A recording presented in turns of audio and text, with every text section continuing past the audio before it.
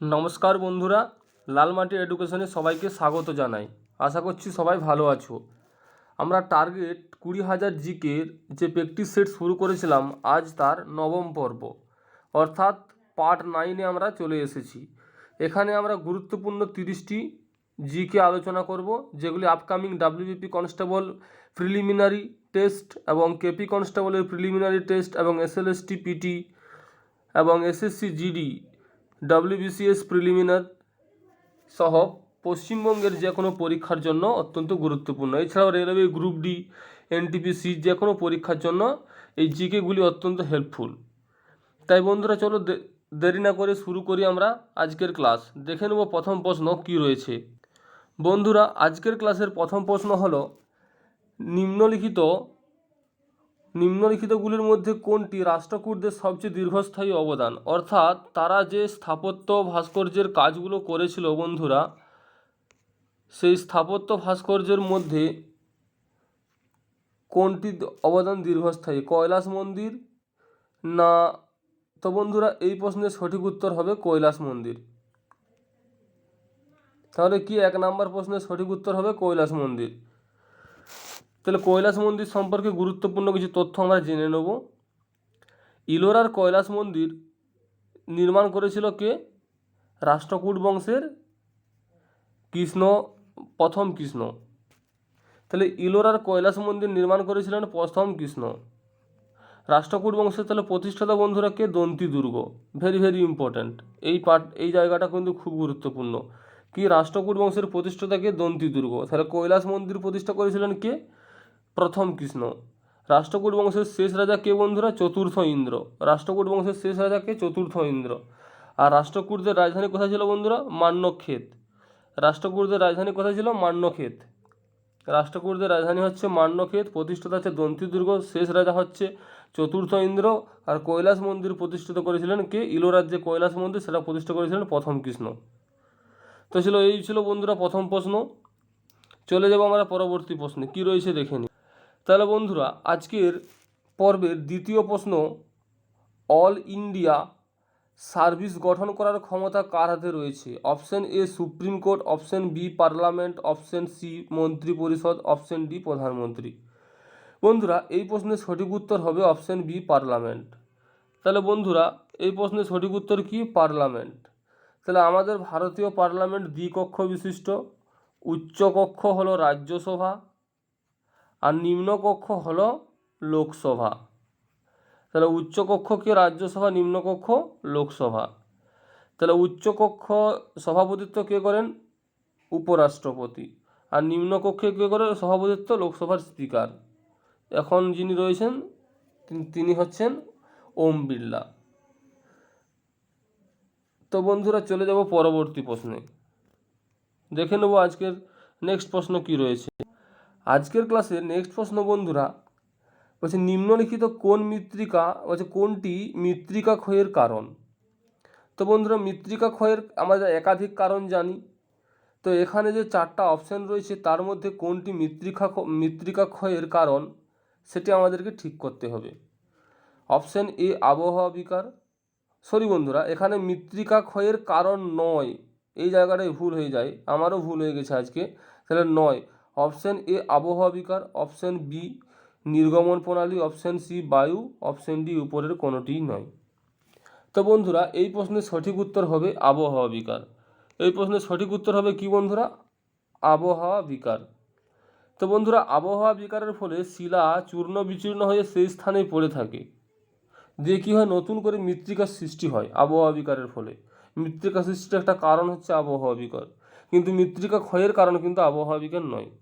মরু অঞ্চলে বায়ুপ্রবাহে মৃত্তিকা ক্ষয়ের কারণ, এই যে বায়ুপ্রবাহ মৃত্তিকা ক্ষয়ের কারণ। নদীর জল নির্গমন প্রণালীর মধ্য দিয়ে কি হয় না? পাহাড়ি অঞ্চলে ক্ষয়কার্য হয়, এটাও একটা মৃত্তিকা ক্ষয়ের কারণ। তাহলে কারণ নয় যেহেতু বলেছে, তাহলে এখানে আবহাওয়া বিকার হবে সঠিক উত্তর। অপশান এ, 3 প্রশ্নের অপশান এ হবে সঠিক উত্তর। চলে যাবো আমরা পরবর্তী প্রশ্নে। নেক্সট প্রশ্ন কি রয়েছে বন্ধুরা? বলছে তুলবুল প্রজেক্ট কোন রাজ্য বা কেন্দ্রশাসিত অঞ্চলে অবস্থিত? তো বন্ধুরা, এই প্রশ্নের সঠিক উত্তর হবে কি? Option A Uttarakhand, option B Jammu Kashmir, option C Andaman Nicobar দ্বীপপুঞ্জ, অপশান ডি হিমাচল প্রদেশ। তো বন্ধুরা এই প্রশ্নের সঠিক উত্তর কী হবে? এই প্রশ্নের সঠিক উত্তর হবে জম্মু ও কাশ্মীর। তাহলে বন্ধুরা এই তুলবুল প্রজেক্টটি কোথায় অবস্থিত? ঝিলাম নদীর তীরে অবস্থিত। এটি ঝিলাম নদীর উপর গড়ে উঠেছে একটি জলবিদ্যুৎ প্রকল্প। জলবিদ্যুৎ প্রকল্প কোন নদীর তীরে? ঝিলাম নদীর তীরে। কোথায়? কাশ্মীর উপত্যকায়। তাহলে এটা কোথায় অবস্থিত বন্ধুরা? এই প্রশ্নের সঠিক উত্তর হবে অপশন বি। অপশন বি হবে এই প্রশ্নের সঠিক উত্তর। কাশ্মীর উপত্যকায় রয়েছে, অর্থাৎ জম্মু কাশ্মীর কেন্দ্রশাসিত অঞ্চলে। চলে যাব আমরা পরবর্তী প্রশ্ন কি রয়েছে বন্ধুরা? বলছে মরুভূমিতে জন্মানো উদ্ভিদকে কি বলা হয়? মরুভূমিতে জন্মানো উদ্ভিদকে কি বলা হয় বন্ধুরা? হাইড্রোফাইট, হ্যালোফাইট, জেরোফাইট, কোনোটি নয়। এই প্রশ্নের সঠিক উত্তর হবে বন্ধুরা, এই প্রশ্নের সঠিক উত্তর হবে জেরোফাইট। তাহলে মরু অঞ্চলে যে সমস্ত উদ্ভিদরা জন্মায় তাদেরকে বলা হয় জেরোফাইট বা জাঙ্গল্য উদ্ভিদ। জাঙ্গল্য উদ্ভিদ। তাহলে হাইড্রোফাইট কোথায় জন্মায় বন্ধুরা? জলে। হ্যালোফাইট কোথায় জন্মায় বন্ধুরা? লবণাক্ত মৃত্তিকাতে। লবণাক্ত মৃত্তিকায়। লবণাক্ত মৃত্তিকায়। তাহলে জেরোফাইট মরু অঞ্চলে বা জাঙ্গল্য উদ্ভিদ, হাইড্রোফাইট জলে, হ্যালোফাইট কোথায়? লবণাক্ত মৃত্তিকায়। লবণাম্ব উদ্ভিদদের হাইড্রোফাইট বলা হয়। তাহলে বন্ধুরা 5 প্রশ্নের আমাদের সঠিক উত্তর ছিল অপশান সি, জেরোফাইট। চলে যাব বন্ধুরা নেক্সট প্রশ্নে। নেক্সট প্রশ্ন কি রয়েছে বন্ধুরা? বলছে কোন মুঘল সম্রাট আগ্রা থেকে দিল্লিতে রাজধানী স্থানান্তরিত করেন? কোন মুঘল সম্রাট আগ্রা থেকে দিল্লিতে রাজধানী স্থানান্তরিত করেন? আমরা সুলতানি যুগে একজন ব্যক্তির নাম শুনেছিলাম, যিনি কি করেছিলেন? যিনি লাহোর থেকে দিল্লিতে রাজধানী স্থানান্তরিত করেছেন তিনি হচ্ছেন ইলতুৎমিশ। আবার আমরা যদি মোহাম্মদ বিন তুগলকের কথা জানতে পারি, তিনি কি করেছিলেন? তার রাজধানী দিল্লি থেকে দৌলতাবাদের রাজধানী স্থানান্তরিত করেছিলেন। এবারে এখানে জানতে চাওয়া হয়েছে মুঘল সম্রাট, কোন মুঘল সম্রাট দিল্লি থেকে আগ্রা থেকে রাজধানী দিল্লিতে স্থানান্তরিত করেন? বন্ধুরা এই প্রশ্নের সঠিক উত্তর হবে অপশন সি, শাহজাহান। তো বন্ধুরা এই প্রশ্নের সঠিক উত্তর কি হবে? শাহজাহান। তো শাহজাহান কে ছিলেন? শাহজাহান ছিলেন কি? পঞ্চম মুঘল সম্রাট, অর্থাৎ বাবর, হুমায়ুন, আকবর এবং জাহাঙ্গীরের পর শাহজাহান দিল্লির সিংহাসনে বসেন। তিনি ছিলেন পঞ্চম মুঘল সম্রাট। শাহজাহান হচ্ছে একটি ফার্সি ভাষা যার অর্থ হচ্ছে পৃথিবীর রাজা। মুঘল সম্রাট শাহজাহানের প্রকৃত নাম ছিল কি বন্ধুরা? খুররম। মুঘল সম্রাট শাহজাহানের প্রকৃত নাম ছিল খুররম। তিনি লাল কেল্লা নির্মাণ করেছিলেন। তিনি শাহজাহান তার স্ত্রী মমতাজের স্মৃতির উদ্দেশ্যে তাজমহল নির্মাণ করেছিলেন, যার শিল্পী ছিলেন ঈসা খান। তিনি ময়ূর সিংহাসন নির্মাণ করেছিলেন, যার শিল্পী ছিলেন বেবাদল খান। কোহিনূর হীরেকে তিনি লিখেছিলেন। আবার মুঘল সম্রাট নাদির শাহ ভারত আক্রমণ করে এই ময়ূর সিংহাসন এবং কোহিনূর হীরাকে চুরি করে নিয়ে চলে যান। তাহলে তিনি কতদিন দিল্লি বা ভারত শাসন করেছিলেন? 1628 থেকে 1658। 1628 থেকে 1658, 30 বছর তিনি কি করেছিলেন?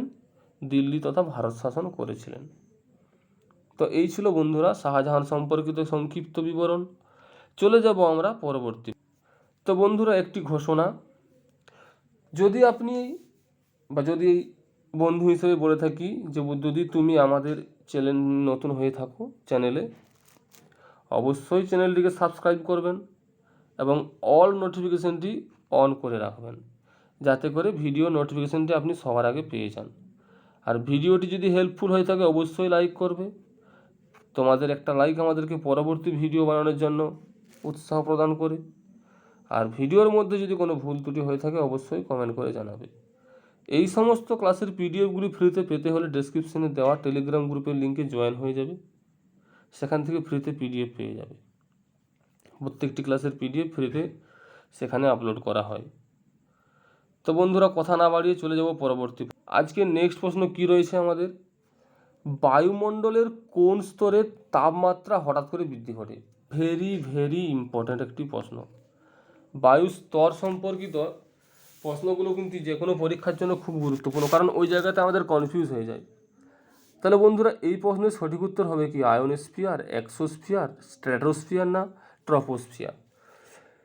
তো বন্ধুরা বায়ুমণ্ডলের কোন স্তরের তাপমাত্রা হঠাৎ বৃদ্ধির সঙ্গে হঠাৎ বৃদ্ধি পায়, তো এই প্রশ্নের সঠিক উত্তর হবে অপশান এ আয়োনোস্ফিয়ার।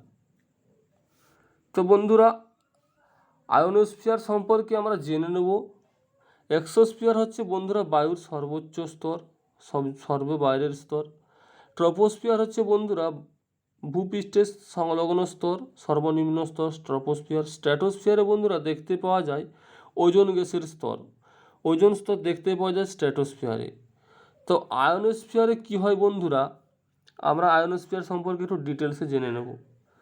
বলছে ভূপৃষ্ঠ থেকে ঊর্ধ্বে 80 কিলোমিটার থেকে 640 কিমি পর্যন্ত বিস্তৃত হালকা বায়ুর স্তর হচ্ছে আয়োনোস্ফিয়ার। তড়িৎচুম্বকীয় কণা বা আয়নের উপস্থিতির জন্য এই স্থানের নাম হচ্ছে আয়োনোস্ফিয়ার। এখানে হাইড্রোজেন, হিলিয়াম, ওজোন প্রভৃতি গ্যাসগুলি আয়নিত অবস্থায় থাকে। প্রখর সূর্যকিরণের জন্য হালকা বায়ু দিয়ে গঠিত স্তর বায়ুমণ্ডলের মোট ভরের মাত্র, বায়ুমণ্ডলের যা মোট ভর তার 0%।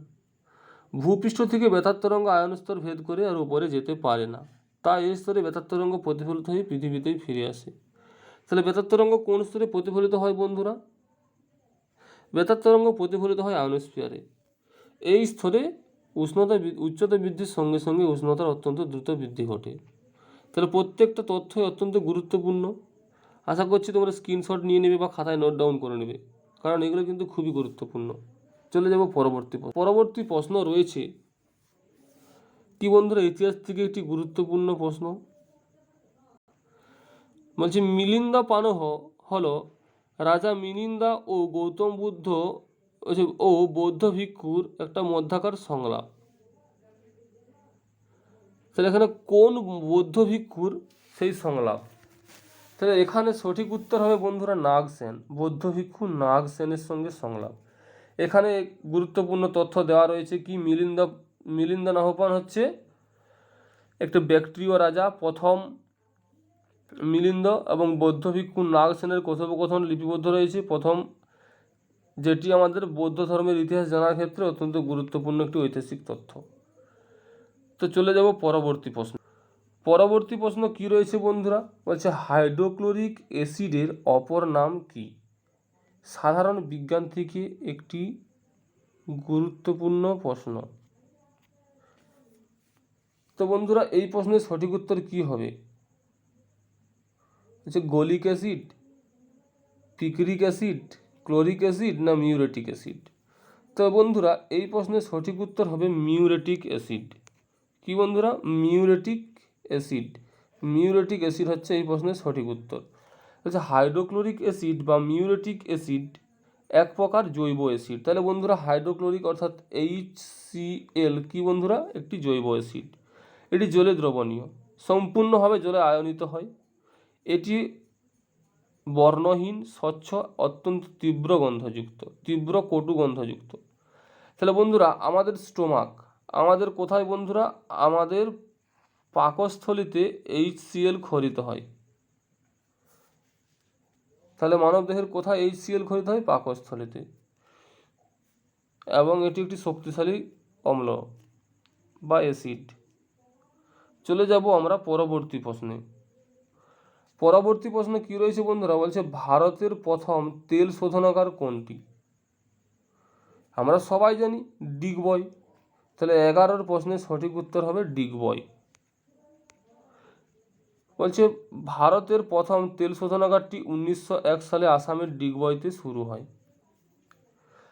ভারতের গুজরাটে অবস্থিত জামনগর তেল শোধনাগারটি হলো বিশ্বের বৃহত্তম তেল শোধনাগার, যেটি রিলায়েন্স কোম্পানির অধীনে রয়েছে। বৃহত্তম হচ্ছে জামনগর আর প্রথম হচ্ছে কি 1901 সালে আসামের ডিগবয়ে তৈল শোধনাগার। তো বন্ধুরা চলে যাব পরবর্তী প্রশ্নে, দেখে নেব কি রয়েছে পরবর্তী প্রশ্ন হলো বেকন লাইটে কোন গ্যাস ব্যবহার করা হয়? বন্ধুরা বেকন লাইটে কোন গ্যাস ব্যবহার করা হয়? নিয়ন, আর্গন, ক্রিপ্টন, হিলিয়াম। এই প্রশ্নের সঠিক উত্তর হবে বন্ধুরা অপশন এ, নিয়ন গ্যাস। নিয়ন হলো একটি নিষ্ক্রিয় গ্যাস, যা নিষ্ক্রিয় গ্যাস বা রাসায়নিক উপাদান, যেটি যেটি নিশ্চল পৃথিবীর বায়ুমণ্ডলে এটি। তাহলে কি বন্ধুরা, বায়ুমণ্ডলে যে সমস্ত নিষ্ক্রিয় গ্যাসগুলো রয়েছে তার মধ্যে সবথেকে কম পরিমাণে রয়েছে নিয়ন। যদি বলা হয় বায়ুমণ্ডলে কোন নিষ্ক্রিয় গ্যাসের পরিমাণ কম, সেটা হচ্ছে নিয়ন বন্ধুরা। তাহলে এটি কি এটি 1898 সালে 1898 সালে ব্রিটিশ বিজ্ঞানী উইলিয়াম জেমস এবং মরিস ডব্লিউ ট্রেভার্স দ্বারা আবিষ্কৃত হয়। খুবই গুরুত্বপূর্ণ বন্ধুরা, যদি বলে নিয়ন গ্যাসকে আবিষ্কার করেন তাহলে হবে কি বিজ্ঞানী উইলিয়াম জেমস এবং মরিস ডব্লিউ ট্রেভার্স আবিষ্কার করেন। চলে যাব বন্ধুরা পরবর্তী প্রশ্নে, কি রয়েছে দেখে নিই। পরবর্তী প্রশ্ন হলো, নিচের কোন পণ্য শুধুমাত্র বিনিময় মূল্য রয়েছে? নিচের কোন পণ্যে শুধুমাত্র বিনিময় মূল্য রয়েছে? তো বন্ধুরা এই প্রশ্নের সঠিক উত্তর হবে চাল। চাল। তো বন্ধুরা চাল কি থেকে হয়? ধান থেকে হয়। তাহলে ধান উৎপাদনে ভারতের কোন রাজ্য প্রথম? পশ্চিমবঙ্গ। পশ্চিমবঙ্গের কোন জেলাকে ধানের গোলা বলা হয়? পূর্ব বর্ধমান। পশ্চিমবঙ্গের ধান গবেষণা কেন্দ্র কোথায় রয়েছে?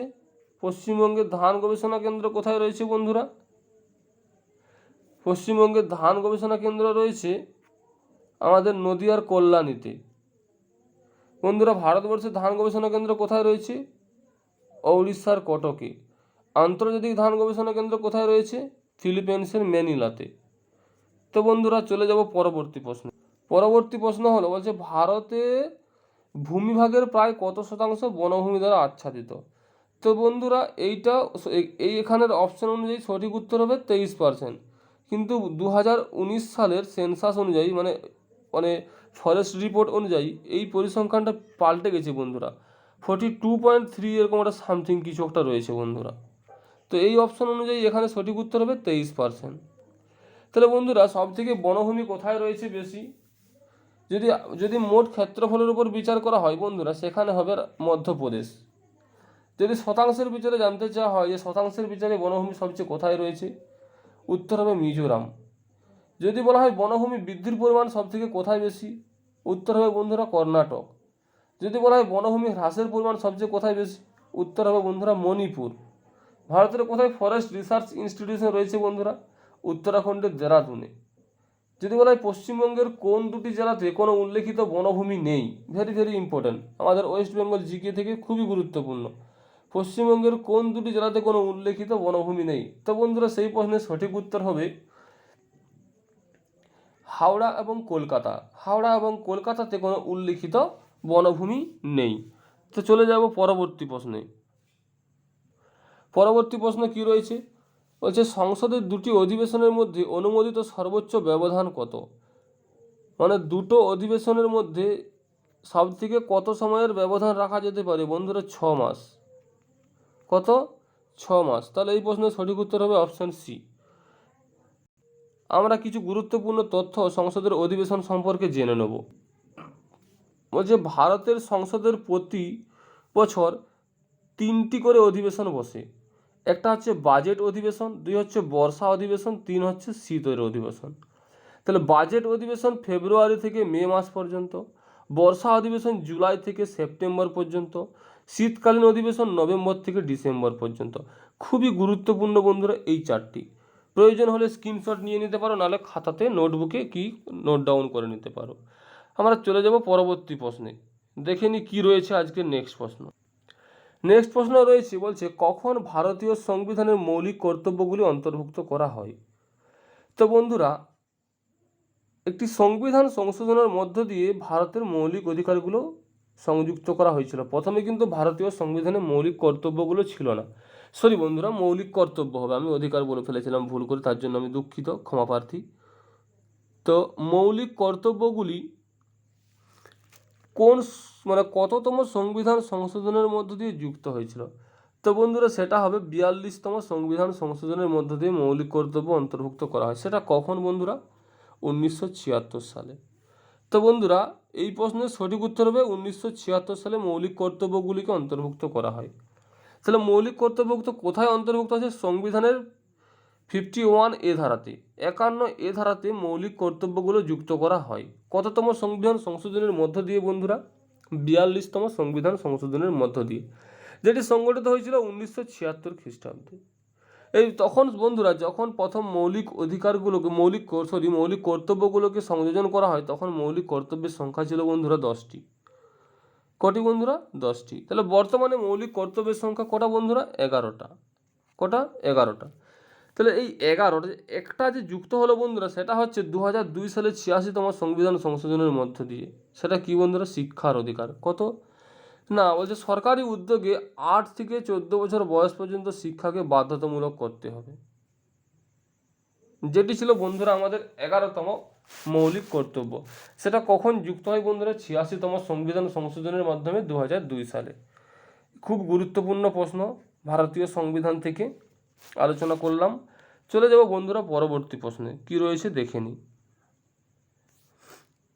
পরবর্তী প্রশ্ন বন্ধুরা বলছে, কে বলেছিলেন ম্যান ইজ সোশ্যাল অ্যানিম্যাল? এটা কোটেশন হবে বন্ধুরা। Man is social animal. Voltaire, Pluto, Rousseau, Aristotle. বন্ধুরা, এই প্রশ্নের সঠিক উত্তর হবে অ্যারিস্টটল। তাহলে অ্যারিস্টটল কে ছিলেন? অ্যারিস্টটল ছিলেন একজন গ্রিক দার্শনিক। তিনি পলিটিক্স নামে একটি গ্রন্থ রচনা করেন। Very very important. যদি জানতে চাওয়া হয় যে পলিটিক্স গ্রন্থটি কে রচনা করেন, তখন উত্তর হবে বন্ধুরা অ্যারিস্টটল। সেখানে তিনি রাষ্ট্রদর্শন সম্পর্কে একটা গভীর তথ্য দিয়েছেন এবং রাষ্ট্র পরিচালনার বিভিন্ন প্রণালীও ব্যাখ্যা করেছেন। তো বন্ধুরা, প্লুটো লিখেছিলেন কি? প্লুটো লিখেছিলেন তার রিপাবলিক গ্রন্থ। রিপাবলিক গ্রন্থ রচয়িতাকে প্লুটো।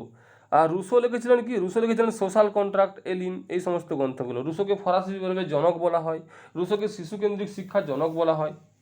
এই রুশো একটা মূল্যবান কথা বলেছিলেন যে মানুষ বা একটি মানব শিশু স্বাধীনভাবে জন্মগ্রহণ করে, কিন্তু পরাধীন সমাজ ব্যবস্থাটাকে কী করা হয়? পরাধীন করে তোলে। তো বন্ধুরা, চলে যাব পরবর্তী প্রশ্নে। পরবর্তী প্রশ্ন কি রয়েছে বন্ধুরা? সাধারণ বিজ্ঞান থেকে একটি গুরুত্বপূর্ণ প্রশ্ন, ওহমের সূত্র কাজ করে কোনটির উপর? তো বন্ধুরা, এই প্রশ্নের সঠিক উত্তর কী হবে? ওই প্রশ্নের সঠিক উত্তর হবে কন্ডাক্টর।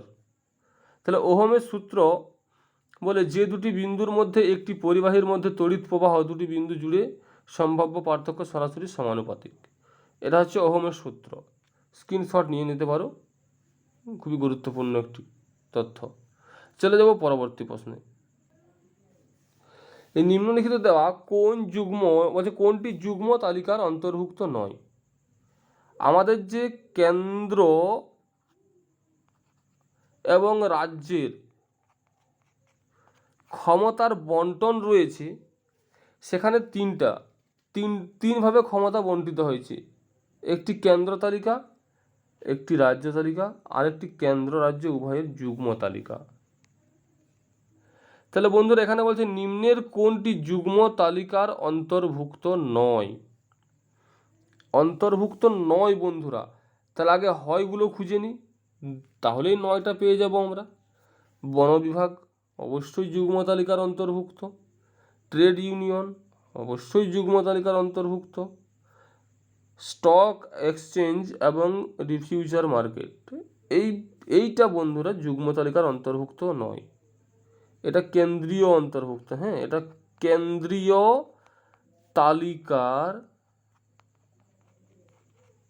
তালিকার অন্তর্ভুক্ত। পাখি ও বন্যপ্রাণী সুরক্ষা, এটা যুগ্ম তালিকার অন্তর্ভুক্ত বন্ধুরা। চলে যাব আমরা পরবর্তী প্রশ্নে। পরবর্তী প্রশ্ন কি রয়েছে বন্ধুরা? নিম্নলিখিতদের মধ্যে কোনটি কৃষ্ণদেব রায়ের রচিত গ্রন্থ? তো এই প্রশ্নের সঠিক উত্তর হবে আমুক্ত মাল্যদা। কি হবে বন্ধুরা এই প্রশ্নের সঠিক উত্তর? আমুক্ত মাল্যদা। কে লিখেছিলেন বন্ধুরা? কৃষ্ণদেব রায়। কথাশরীর সাগর লিখেছিলেন সোমদেব লিখেছিলেন কথাশরীর সাগর। তো বন্ধুরা, এই কৃষ্ণদেব রায় সম্পর্কে আমি কিছু তথ্য উপস্থাপন করার চেষ্টা করছি। কৃষ্ণদেব রায় ছিলেন বিজয়নগর সাম্রাজ্যের একজন সম্রাট। তিনি তুলুপ বংশের তৃতীয় শাসক ছিলেন। অর্থাৎ বিজয়নগরে যে কয়েকটি রাজবংশ শাসন করেছিল, যেমন তুলুপ বংশ, সুলুপ বংশ, আরবিডু বংশ, তো তাদের মধ্যে যে তুলুপ বংশ ছিল, তার তৃতীয় শাসক ছিলেন বিজয় কৃষ্ণদেব রায়। ইনি ছিলেন মুঘল সম্রাট বাবরের সমসাময়িক।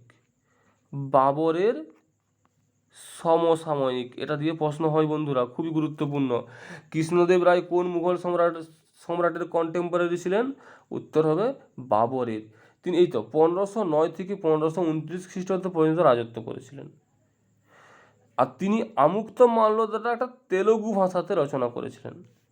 তাহলে বন্ধুরা আমুক্তমাল্যদা কোন ভাষাতে রচিত? তেলুগু ভাষাতে রচিত। তাহলে চলে যাব পরবর্তী প্রশ্নে। পরবর্তী প্রশ্ন রয়েছে বন্ধুরা আমাদের পরিবেশবিদ্যা থেকে একটি গুরুত্বপূর্ণ প্রশ্ন। বলছে যে মাটিতে বৃষ্টির কারণে প্রবল লিচিং হয়। বন্ধুরা লিচিং জিনিসটা কি? এই লিচিং জিনিসটা যদি আমরা না জানতে পারি তাহলে এই প্রশ্নটা করা আমাদের পক্ষে একটু জটিল হয়ে যাবে। যে বৃষ্টিপাতের কারণে মাটির উপরের স্তরে জৈব পদার্থ যখন বিধৌত প্রক্রিয়ার মাধ্যমে নিচে নেমে যায় তাকে বলা হয় লিচিং। এটা যদি মৃত্তিকার, তো বন্ধুরা আমি একটু এটাকে ছবি আঁকিয়ে বোঝানোর চেষ্টা করছি লিচিং জিনিসটা কি। একটা ব্ল্যাঙ্ক পেজ নিয়ে নিই। হ্যাঁ, তো বন্ধুরা আমরা যদি এইটাকে মৃত্তিকার পরিলেখ স্তর হিসেবে দেখে থাকি, ওপরে একটা স্তর, নিচে একটা স্তর, তারপর আবার স্তর, তারপর আবার স্তর। যখন বন্ধুরা বৃষ্টিপাত হয় এইখানে যে সমস্ত খনিজ পদার্থগুলো রয়েছে সঞ্চিত অবস্থায়, তাহলে বৃষ্টির সময় কি হয়? খনিজ পদার্থ জলের সঙ্গে বিধৌত হয়ে ওটা নিচের দিকে নেমে যেতে থাকে, যদি নিচের স্তরে সঞ্চিত হয়। এই দুটো পদ্ধতি আছে, ইলুভিয়েশন আর এলুভিয়েশন। টোটালটাকে এই যে চলে আসা এটাকে লিচিং বলা হয়। যে ধৌত প্রক্রিয়ায় আসে সেই ধৌত প্রক্রিয়াটাকে লিচিং বলা হয়। আর খনিজ পদার্থের প্রবাহটাকে বলা হয় ইলুভিয়েশন, আর এসে সঞ্চিত হওয়াটাকে বলা হয় এলুভিয়েশন। তো বন্ধুরা এইখানে একটু কনফিউজ হয়, আমি যদি কোনো ভুল বলা হয়ে থাকে আমি পরবর্তীকালে কমেন্ট সেকশনে পিন আপ করে দেবো এই ইলুভিয়েশন আর এলুভিয়েশন সম্পর্কে। তো বন্ধুরা চলে যাব আমরা স্লাইডে। কি রয়েছিল? তো বন্ধুরা তাহলে এই প্রশ্নের সঠিক উত্তর কি হবে? এই প্রশ্নের সঠিক উত্তর হবে লাল মাটিতে। লাল মাটিতে। তাহলে বন্ধুরা চলে যাব পরবর্তী প্রশ্নে, দেখে নি কী রয়েছে। পরবর্তী প্রশ্ন চলে এসেছে বন্ধুরা, বলছে বোম্বাই ও কলকাতার মধ্যে রেলপথ বা রেলপথের যোগাযোগ শুরু হয় কবে? বন্ধুরা এই প্রশ্নের সঠিক উত্তর হবে অপশান বি, 1870 খ্রিস্টাব্দে। তাহলে বন্ধুরা প্রথম রেলপথ স্থাপিত হয়েছিল কোথায়? বোম্বাই থেকে থানে পর্যন্ত। কোথায় বন্ধুরা?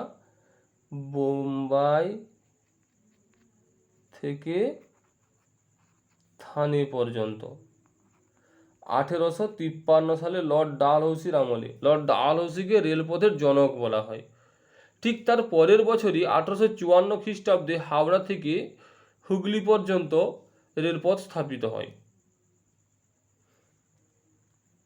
তো বন্ধুরা এই রেলপথ সম্পর্কে বা আমাদের ভারতীয় রেল ব্যবস্থা সম্পর্কে অনেক কটা প্রশ্ন হয়, তার জন্য একটা আলাদা টপিক রয়েছে। সেখান থেকে যেমন আমাদের ভারতীয় রেল জোন রয়েছে, ভারতের ক্ষুদ্রতম রেল জোনের নাম কি? Kolkata metro zone. ভারতের বৃহত্তম রেল জোনের নাম কি? ভারতের প্রাচীনতম রেল জোনের নাম কি? ভারতের নবীনতম রেল জোনের নাম কি?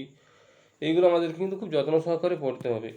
যদি তোমাদের এই সমস্ত কোনো টপিক সম্পর্কে ডিমান্ড থাকে অবশ্যই আমাকে কমেন্ট সেকশনে গিয়ে কমেন্ট করবে, আমি দেখবো তোমাদের প্রয়োজন বা চাহিদার উপর একটি ভিডিও আপলোড করে দেবো পরবর্তীকালে। চলে যাব পরবর্তী প্রশ্ন। পরবর্তী প্রশ্ন রয়েছে বন্ধুরা, বলছে নিম্নলিখিত দেওয়া মন্তব্যগুলি কোনটি সঠিক নয়? যে কঠিন পদার্থের অণুগুলির মধ্যে আন্তঃআণবিক স্থান কম ও আন্তঃআণবিক বল অধিক কার্যকর। Option B Bose Einstein condense হল পদার্থের পঞ্চম অবস্থা। গ্যাসীয় পদার্থের অণুগুলির মধ্যে আন্তঃআণবিক স্থান অপেক্ষাকৃত বেশি। তো মোট প্রাকৃতিক মৌলের সংখ্যা হলো 97টি। তো বন্ধুরা এখানে অপশন এও হবে ঠিক, বি হবে ঠিক, সি হবে ঠিক, কিন্তু অপশন ডি বন্ধুরা অর্থাৎ প্রকৃতিতে মোট মৌলের সংখ্যা 97টি, এটা কিন্তু ভুল। এটা কি হবে বন্ধুরা? এটা ভুল। তাহলে এই প্রশ্নের সঠিক উত্তর হবে অপশন ডি। তাহলে ডি ছিল বন্ধুরা প্রশ্নের সঠিক উত্তর। বলছে এখনো পর্যন্ত মোট 118টি মৌল চিহ্নিত করা সম্ভব হয়েছে, যার মধ্যে 98 অর্থাৎ বন্ধুরা 98টি হলো প্রাকৃতিক উপাদান, আর বাকি 20টি উপাদান বন্ধুরা কৃত্রিম আর্টিফিশিয়াল। তাহলে বন্ধুরা প্রাকৃতিক উপাদান কটি? 98টি। তাহলে আমাদের সেখানে মন্তব্য ছিল কি 97টি, তাহলে সেটা ভুল ছিল মন্তব্যটা, আমাদেরকে ভুলটাই চিহ্নিত করতে বলা হয়েছিল। চলে যাব আমরা পরবর্তী প্রশ্নে। পরবর্তী প্রশ্ন কি রয়েছে বন্ধুরা? তরাইনের প্রথম যুদ্ধে পৃথ্বীরাজ চৌহান কাকে পরাজিত করে? তো বন্ধুরা সঠিক উত্তর হবে মোহাম্মদ ঘুরি। 1100 কত হয়েছিল? 91 খ্রিস্টাব্দে হয়েছিল তরাইনের প্রথম যুদ্ধ, যেখানে পৃথ্বীরাজ চৌহান মোহাম্মদ ঘুরিকে পরাজিত করেছিলেন।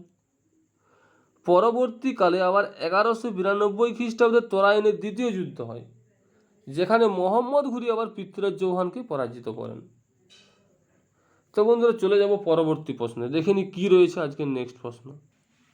নেক্সট প্রশ্ন রয়েছে বন্ধুরা, নিম্নলিখিত দেওয়া কোনটি তাপের সুপরিবাহী কিন্তু প্রবাহের কুপরিবাহী? তড়িৎ প্রবাহের কুপরিবাহী। তাপকে পরিবহন করতে পারে কিন্তু তড়িৎ পরিবহন করতে পারে না।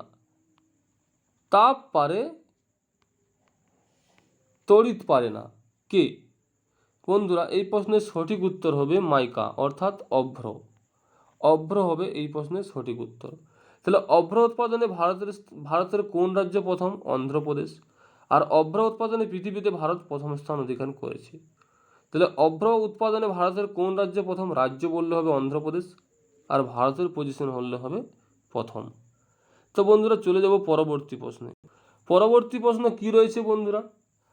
ভারতীয় সংবিধানের প্রস্তাবনা অনুযায়ী সর্বোচ্চ ক্ষমতার অধিকারী কে?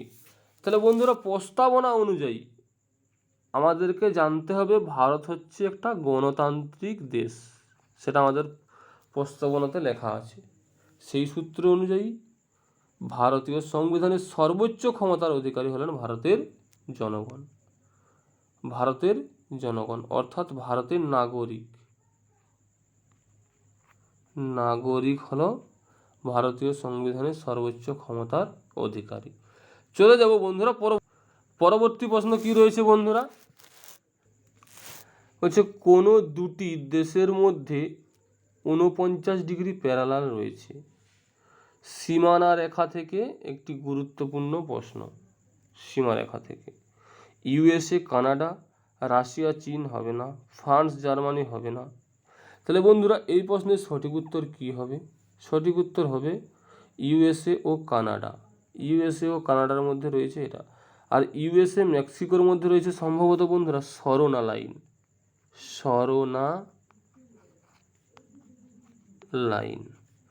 চলে যাব বন্ধুরা পরবর্তী প্রশ্ন হলো, কে ভারতে রিপাবলিকান পার্টি গঠন করেন? ভারতের রিপাবলিকান পার্টি কে গঠন করেছিলেন বন্ধুরা? 28 নম্বর প্রশ্নের সঠিক উত্তর হবে ডক্টর বি.আর. আম্বেদকর। তাহলে বি.আর. আম্বেদকরকে ভারতের সংবিধানের জনক বা পিতা বলা হয়, যিনি বাবা সাহেব নামে পরিচিত। বি.আর. আম্বেদকর সম্পর্কে আমি বিস্তারিত তথ্য কিছু দিচ্ছি না, তোমরা সবাই জানো। যদি কোনো নতুন তথ্য জেনে থাকো অবশ্যই কমেন্ট সেকশনে কমেন্ট করে জানাবে। চলে যাব আমরা পরবর্তী প্রশ্নে। কি রয়েছে আমাদের নেক্সট প্রশ্ন? ওই তামিলনাড়ুর বিখ্যাত উৎসব কোনটি? ও একদম সহজ প্রশ্ন কিন্তু খুব গুরুত্বপূর্ণ, অনেক পরীক্ষাতে বারে বারে আসতে দেখা গেছে এই প্রশ্নটা। বন্ধুরা এই প্রশ্নের সঠিক উত্তর হবে পোঙ্গাল। কি হবে বন্ধুরা? পোঙ্গাল। বলছে পোঙ্গাল উৎসব প্রতি বছর 14 থেকে 17 জানুয়ারি পর্যন্ত পালন করা হয়। তামিলনাড়ুর নতুন ফসল কাটার পর এই উৎসব পালন করা হয়, যা অনেকটা বাংলার নবান্নের মতো। তাহলে পোঙ্গালটা কি বন্ধুরা? আমাদের বাংলার নবান্নতে যেমন নতুন ধান যখন ঘরে ওঠে বা নতুন শস্য যখন ঘরে ওঠে আমাদের নবান্ন পালন হয়, সেরকম পোঙ্গালও কেরালার তামিলনাড়ুর কি নতুন ফসল ঘরে তোলার একটা উৎসব, যেটা বন্ধুরা প্রায় 1000 বছরের পুরনো একটি উৎসব। 1000 বছরের পুরনো একটি উৎসব। তাহলে 29 সঠিক উত্তর হলো বন্ধুরা। চলে যাব আমরা আজকের ক্লাসের শেষ প্রশ্নে। বলছি কোন দেশ উল উৎপাদনে প্রথম? তো বন্ধুরা শেষ প্রশ্নের সঠিক উত্তর কি? কোন দেশ উল উৎপাদনে প্রথম? সঠিক উত্তর হবে অস্ট্রেলিয়া। অস্ট্রেলিয়া উল উৎপাদনে প্রথম। অস্ট্রেলিয়ার রাজধানীর নাম কি বন্ধুরা? ক্যানবেরা। বৃহত্তম নগরী সিডনি। কি কি বন্ধুরা? অস্ট্রেলিয়ার রাজধানীর নাম কি? ক্যানবেরা। আর বৃহত্তম নগরী হচ্ছে সিডনি। তো বন্ধুরা, এই ছিল আজকের পর্বের 30টি গুরুত্বপূর্ণ প্রশ্ন, যেগুলি আপকামিং যে কোনো পরীক্ষার জন্য অত্যন্ত গুরুত্বপূর্ণ। তো বেশি তো বন্ধুরা, যদি ভিডিওটি হেল্পফুল হয়ে থাকে অবশ্যই একটা লাইক করবেন। নতুন হয়ে থাকলে চ্যানেলটি সাবস্ক্রাইব করে পাশে থাকবে এবং অল নোটিফিকেশনটি অন করে রাখবে, যাতে যে কোনো ভিডিও আপলোডের নোটিফিকেশান আপনি পেয়ে যান। যদি কোনো ভুল হয়ে থাকে, আলোচনা সূত্রে কোনো প্রশ্নের উত্তর যদি ভুল জানানো হয়ে থাকে, কোনো তথ্য যদি ভুল দেওয়া হয়ে থাকে, অবশ্যই কমেন্ট করে জানাবে, আমি সংশোধন করার চেষ্টা করব। তো পুরো ভিডিওটি স্কিপ না করে দেখার জন্য অসংখ্য ধন্যবাদ। দেখা হচ্ছে আবার পরবর্তী ভিডিওতে। Good bye.